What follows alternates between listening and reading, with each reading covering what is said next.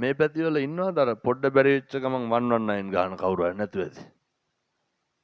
ඕම් මතක් වෙන්නේ නැති අපේ ගමේ අහවලා ආවායි කියලා. මෙලෝ වැලි චාත්‍ය කදින්න බෑනේ කානුවක ඉඳන්. ඊරිසියාව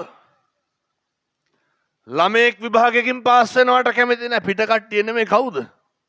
අයියාගේ අයියලා අක්කලා පවුලේ උදවිය. පිට මිනිස්සුන්ට මොකද්ද තියෙන රුදාව? අපේ ළමයි විභාගයෙන් පාස් වුණාට පවුලේ උන්ට තමයි ඒවා දරන්න බැරි. මුදිතාව තියෙන්න ඕනේ. මුදිතාව ප්‍රගුණ කරලා තියෙන්න ඕනේ. අනේකට හරියනකොට සතුටු වෙන්න පුරුද්දක් තියෙන්න ඕනේ. ජීවිතේම කරන්න පද හදන එකයි, ගතු කියන එකයි, කේලම් කියන එකයි, අනේක පෙළන එකයි, පීඩාවට පත් කරන එකයි, අපහසුතාවයට පත් කරන එකයි, ලැජ්ජාවට පත් කරන එකයි.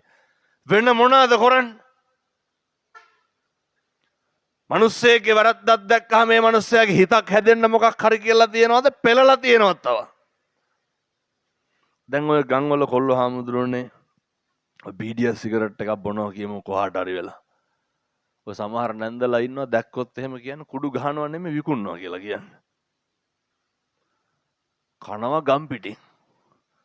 ගිනි තියනවනේ මෙව්වා සේරම. කවදාවත් එහෙම කරුණාවන්ත සිතකින් සිතුවිල්ලකින් බලලා තියෙනවද? නැහැ.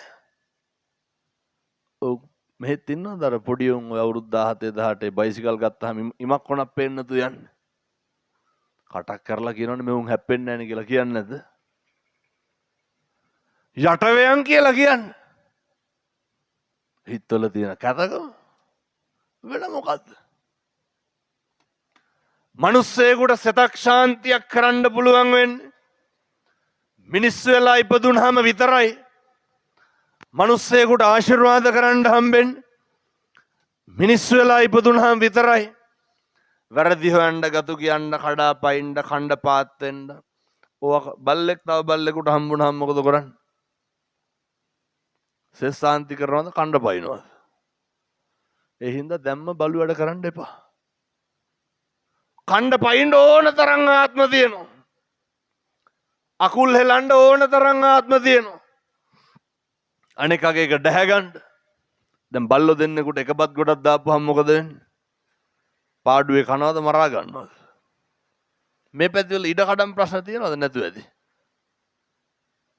මේ එක අම්මගේ තාත්තගේ දරුවෝ එක ඉඩමට කඩමට මොකද කරන්නේ?